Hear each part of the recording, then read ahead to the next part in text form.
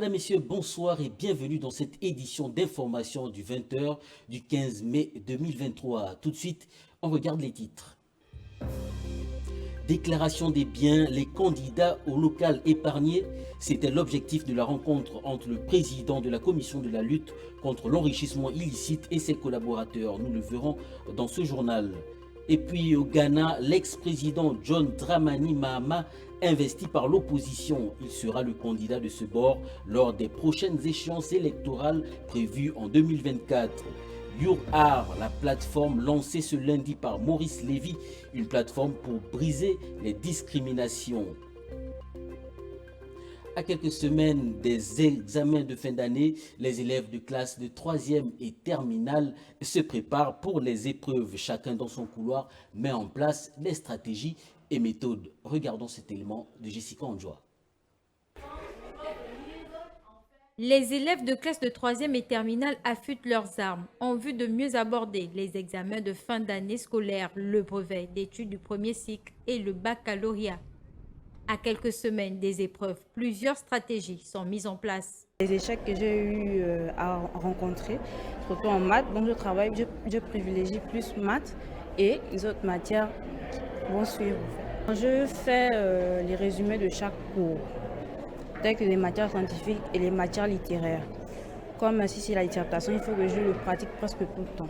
En histoire, je suis obligé de faire des résumés de cours pour avoir une idée directrice lorsque je serai face à un sujet pour pouvoir le traiter. Les cours de soutien, un canal de diffusion d'informations très souvent observé à l'approche des examens. Une stratégie d'approfondissement des connaissances qui ne laisse pas insensible. On se met en groupe, la plupart du temps on se met en groupe. On prend les personnes qui sont la personne qui est forte en français, la personne qui est forte en espagnol, la personne qui est forte après on fait la synthèse de nos connaissances pour permettre aux autres de pouvoir assimiler mieux les choses. J'ai la chance d'avoir des parents qui m'ont pris des répétiteurs. Déjà dans mes 3 matières de base, à savoir maths, physique et SVT. Donc j'ai des répétiteurs en maths, physique et SVT. J'ai un répétiteur dans chaque matière. Mais dans les matières comme histoire, géo, français, j'ai force de suivre en classe et puis de travailler à la maison et de beaucoup plus réviser, de réviser les matières. Anglais aussi, même si c'est pas très évident, parce que c'est pas une langue que je connais depuis l'enfance, mais j'essaie quand même de travailler comme ça. Il ne faut pas stresser, les gars. C'est vrai que c'est dans un mois, il ne faut pas stresser. Juste travailler et bien être structuré en fait. Vraiment avoir une bonne organisation, juste être bien organisé, je pense que ça va aller. Surtout le travail, avec le travail qui paye, c'est juste ça. C'est donc différentes méthodes les unes des autres pour un seul objectif, l'obtention du brevet d'études du premier cycle ou le baccalauréat. Le forum sur l'industrialisation de la filière tonnerre a pris fin samedi dernier du côté de Port-Gentil, capitale économique du Gabon. Une rencontre qui visait entre autres la redynamisation de ce secteur qui pourrait jouer un rôle prépondérant dans la diversification de l'économie du Gabon, notamment dans le plan d'accélération de la transformation initié par le gouvernement gabonais. Regardons cet élément d'Alexandre Bando. Le forum sur l'industrialisation de la filière tonnerre a connu son épilogue ce samedi au cercle culturel Lambert Onaovono de Port-Gentil. Pendant 72 heures, experts et acteurs du secteur pêche ont conversé sur les voies et moyens à mettre en œuvre pour une meilleure redynamisation de cette filière pourvoyeuse d'emplois et génératrice de richesses. Faut-il le souligner, le forum sur l'industrialisation de la filière tonnerre dénommé Destination Gabon Bleu, avant la signature du manifeste, a vu la lecture du rapport et de 19 recommandations. Parmi celles-ci, l'urgence de faire du secteur pêche le principal moteur de la diversification de l'économie gabonaise, marquée par la dépétrolisation, en mettant un accent particulier sur la création de 100 000 emplois d'ici 5 ans. L'État gabonais a profité également de cette messe sur la pêche pour inviter ses partenaires au développement et les éventuels investisseurs à sortir de la vision Fish and Go et d'investir également sur les segments pêche et économie portuaire, transformation et distribution dans le cadre de l'objectif d'industrialisation tant escompté. Il faut dire qu'au-delà de l'aspect typiquement intellectuel, ce forum a permis aux populations gabonaises d'acquérir poissons, crustacés et fruits de mer au prix exceptionnel de 500 francs et de 1000 francs CFA le kilogramme. Malgré un potentiel parmi les plus enviables au monde, le Gabon a du mal à rentabiliser la filière pêche, potentiel secteur pourvoyeur d'emplois et génératrice des richesses. Regardons cet élément. La zone côtière et maritime est stratégique pour le développement du Gabon émergent. L'environnement côtier gabonais est caractérisé par une longueur de côte de 850 km, comprenant ainsi estuaires, deltas et lagunes. Le potentiel halieutique exploitable au Gabon est estimé à 300 000 tonnes et sont composés de 3 grandes catégories, à savoir les petits poissons pélagiques, les ressources démersales et les grands poissons pélagiques. Malgré un potentiel halieutique très enviable, la pêche représente 1,5% du PIB, dont une contribution anecdotique de 1 milliard de francs CFA à l'économie nationale. Le Gabon veut ainsi hisser le secteur à 15% du produit intérieur brut pour les 5 prochaines années.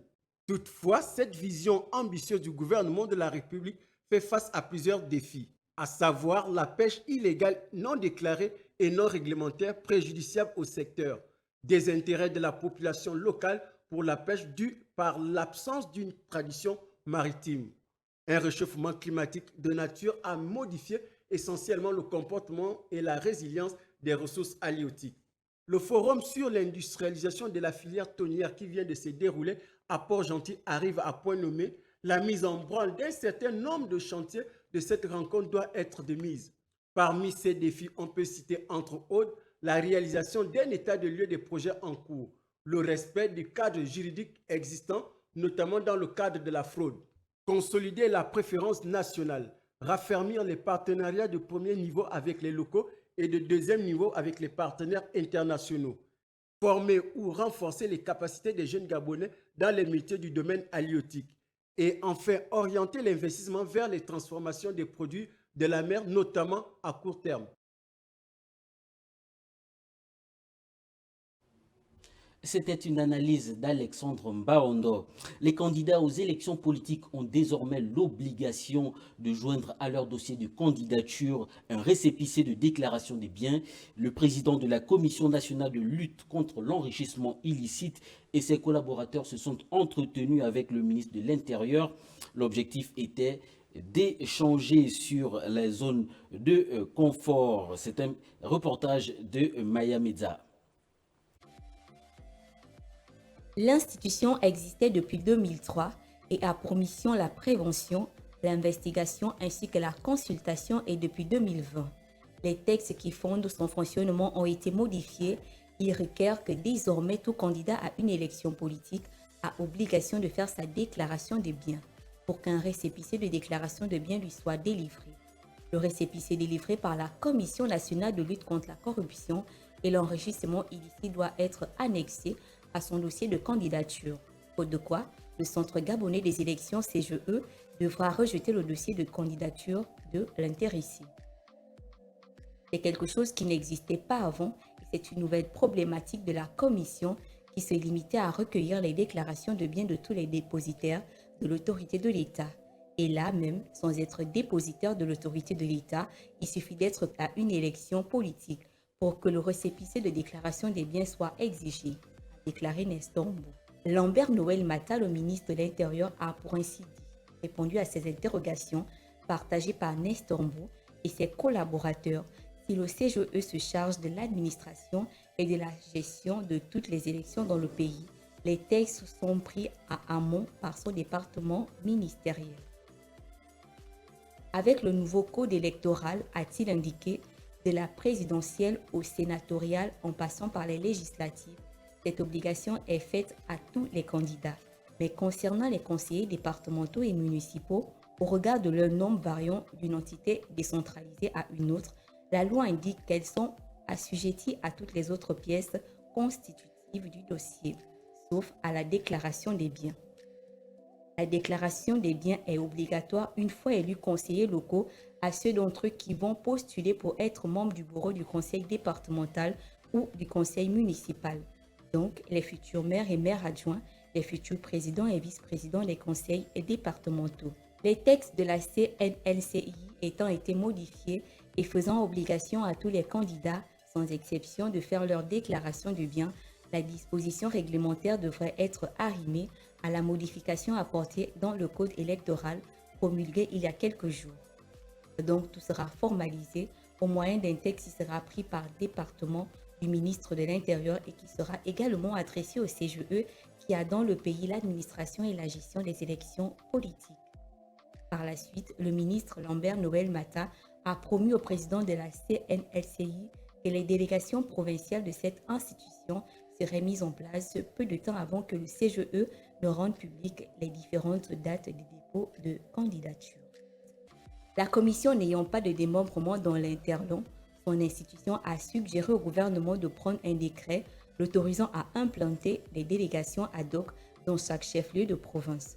Leur mission, informer et distribuer les formulaires de déclaration de biens portant la mention spéciale élection qui seront confectionnés pour l'occasion. Mais aussi établir et délivrer les récépissés de déclaration des biens à remettre aux futurs candidats. Cependant, elles éprouvent quelques difficultés au niveau des élections locales. Nous la rencontre ce vendredi 12 mai avec le ministre de l'Intérieur. Tous les membres inscrits sur les listes doivent-ils produire chacun un récépissé de déclaration de biens. Le vice-président de la République, Rose Christiane Osouka Raponda, a reçu en audience ce matin l'ambassadeur du Royaume d'Arabie Saoudite au Gabon. Les échanges ont porté sur les liens de coopération bilatérale entre nos deux pays et les sujets d'intérêt commun. Aline Zila, presse présidentielle.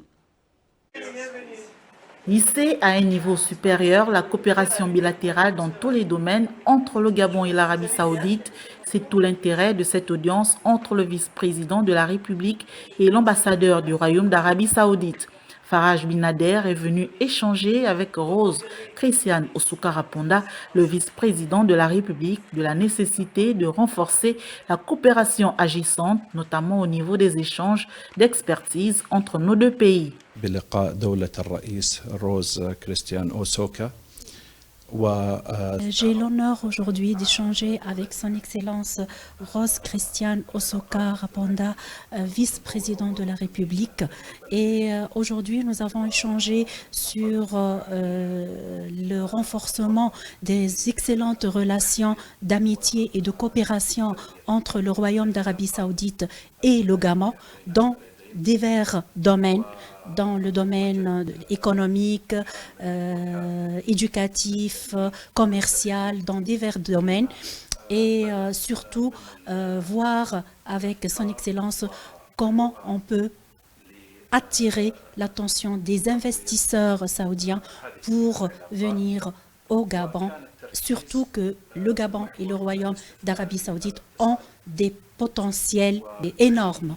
Le Royaume d'Arabie Saoudite avec sa richesse et le Gabon avec sa richesse, surtout la richesse naturelle.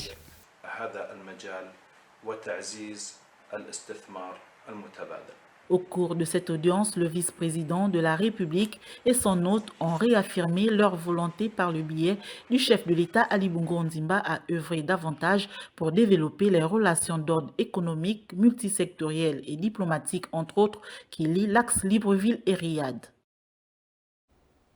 Et puis Michel Menga Messon, le ministre en charge de la décentralisation, séjourne depuis le 10 mai en terre camerounaise à Yaoundé. Il est allé à la rencontre de plusieurs autorités locales. But de la manœuvre, s'imprégner du modèle déployé par le pays voisin pour la mise en place d'une décentralisation efficiente en vue du développement local. C'est un reportage de Maya Medza.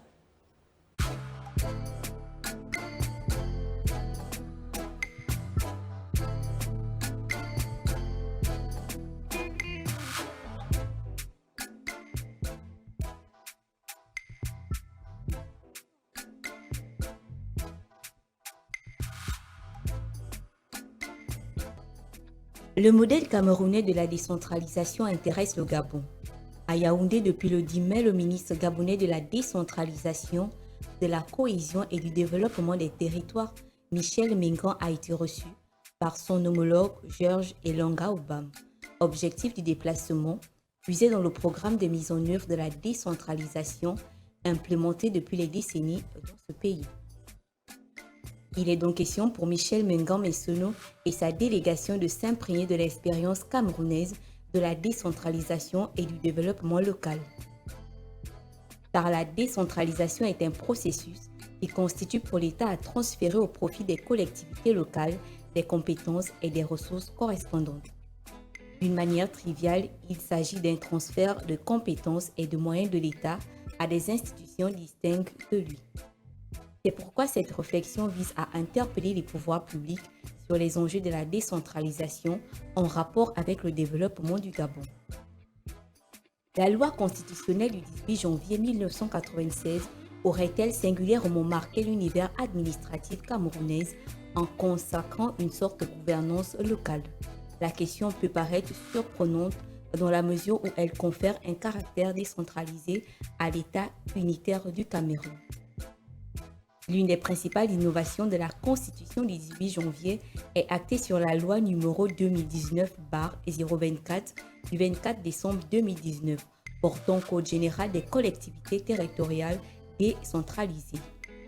Le déplacement du chef de département en charge de la décentralisation à Yaoundé intervient alors que lors de sa récente conférence de presse en relation avec ses 100 jours à la tête du gouvernement, le Premier ministre Alain-Claude Bilibizé indiquait que sur le plan diplomatique, des représentants du gouvernement se rendraient très prochainement dans un pays voisin du Gabon pour appréhender davantage cette politique publique, chose faite. Le Cameroun serait-il à la hauteur des attentes du Gabon? Rappelons que la visite de Michel Mengan est la deuxième du genre au Cameroun en moins d'un an, d'autant qu'elle fait suite à celle de l'ancien vice-président de la République, Pierre Claver Manganga Moussavo, candidat à la prochaine élection présidentielle.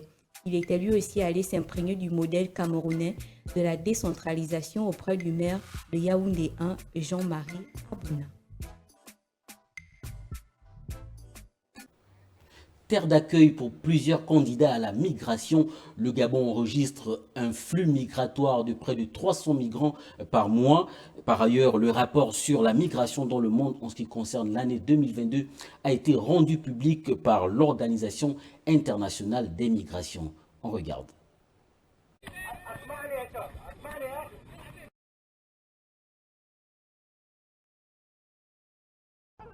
Le rapport sur la migration dans le monde en 2022 a été rendu public par l'Organisation internationale des migrations, OIM.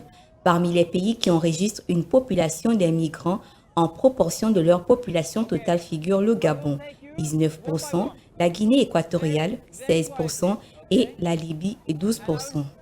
L'Afrique du Sud demeure le premier pays de destination en Afrique avec environ 2,9 millions de migrants internationaux.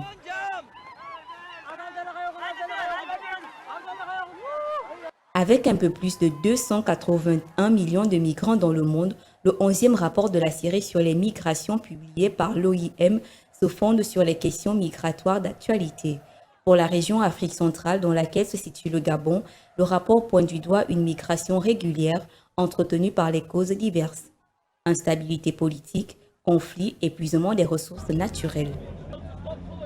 Dans le même temps, une croissance démographique rapide, des changements environnementaux, l'épuisement des ressources naturelles et la fréquence et l'intensité accrue des catastrophes aggravées par le changement climatique accélèrent l'urbanisation et attissent la migration. Dans cette lutte contre les flux migratoires irréguliers, quelques efforts de coopération transfrontalière ont permis au Bureau régional pour l'Afrique centrale et de l'Ouest de mettre à contribution certains gouvernements et parties prenantes pour la définition de programmes destinés à encadrer la migration. Des réflexions sur la désinformation et l'intelligence artificielle, migration et mobilité ont été menées dans le cadre de la rédaction du rapport 2022 sur la migration à travers le monde.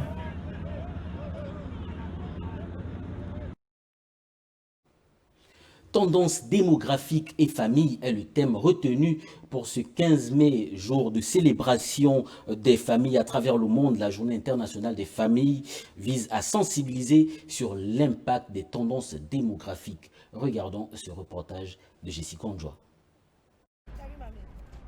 La famille, qu'elle soit nucléaire, monoparentale, recomposée ou adoptive, constitue une unité basée sur des principes, rites et coutumes.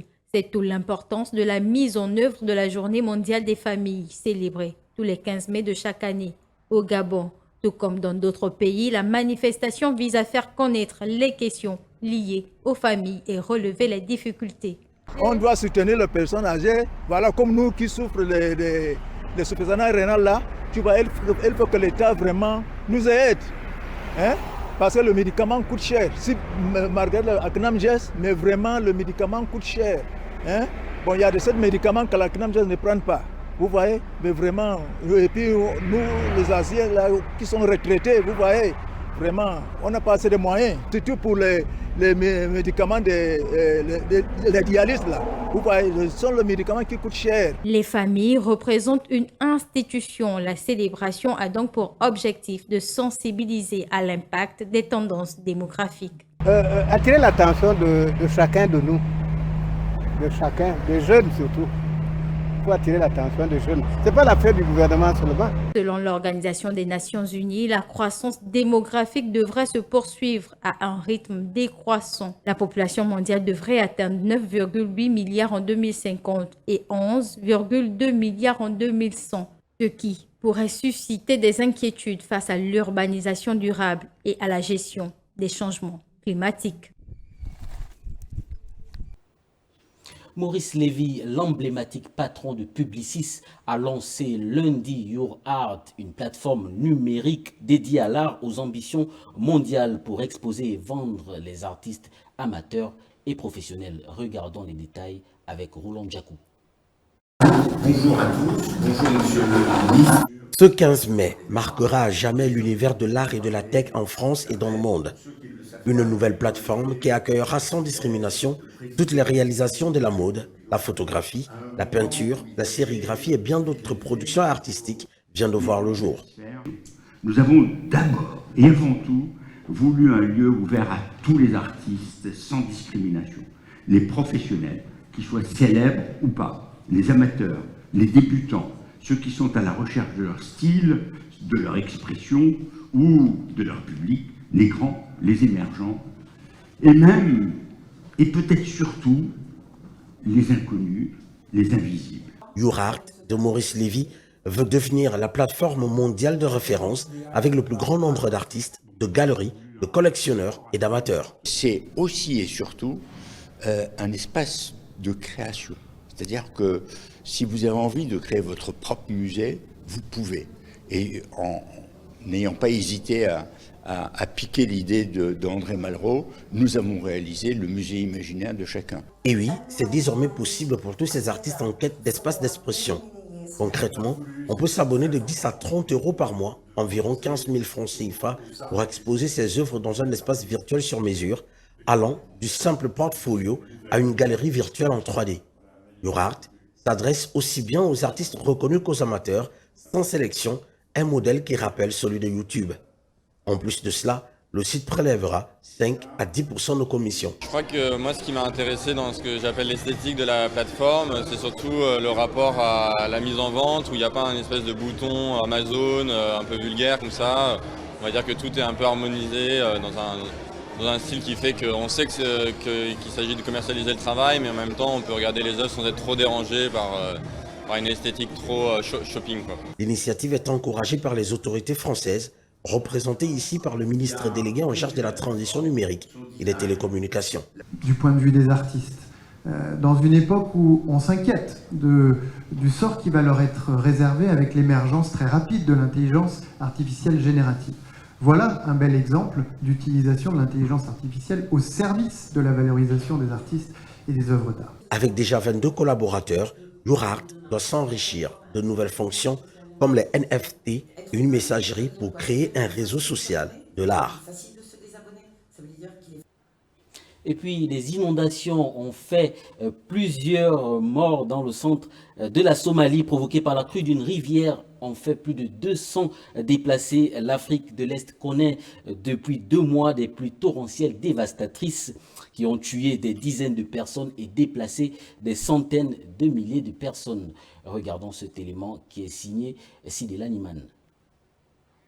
Quelques 200 000 personnes ont été déplacées à la suite des crues soudaines de la rivière Tchabel dans la ville de Beledweyne et ce chiffre pourrait augmenter. La crue de la rivière Tchabel a forcé ces milliers d'habitants à abandonner leurs maisons. Le gouverneur adjoint de la région, Hassan Ibrahim Abdoul, avait indiqué que 3 personnes avaient été tuées par les inondations.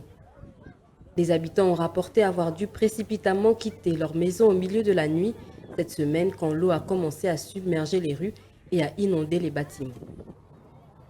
J'ai fui le quartier de Cochin à Beledweyne à 2 h du matin, il y a 4 jours, lorsque la ville a été frappée par une crue soudaine.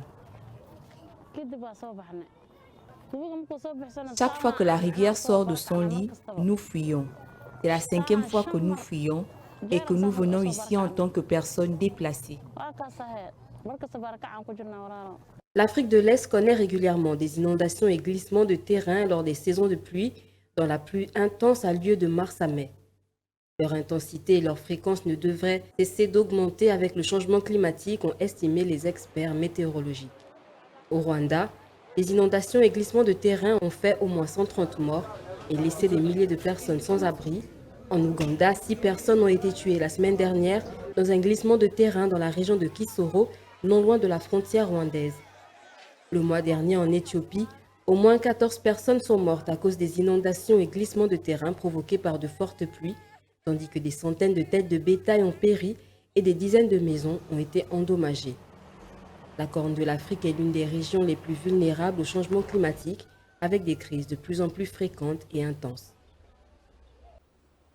L'ex-président ghanéen John Dramani Mahama a été désigné dimanche dernier candidat du principal parti d'opposition à l'élection présidentielle de 2024 à l'issue des primaires de sa formation politique par le Congrès national démocratique. C'est un récit signé Modeste Bazangoy. Dramani Mahama, âgé de 64 ans, a remporté le soutien écrasant des délégués du parti. Ils l'ont élu à 98,9% des voix. En tant que président de la commission, je déclare son Excellence John Dramani Mahama, dûment élu, avec 98,9% des voix.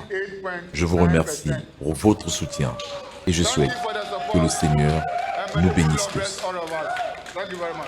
Après 2 mandats de 4 ans, le président Nana Akufo-Addo doit quitter le pouvoir en 2024, comme prévu par la Constitution, au moment où le Ghana fait face à une des plus grandes crises économiques dues à la Covid-19 et du conflit ukrainien.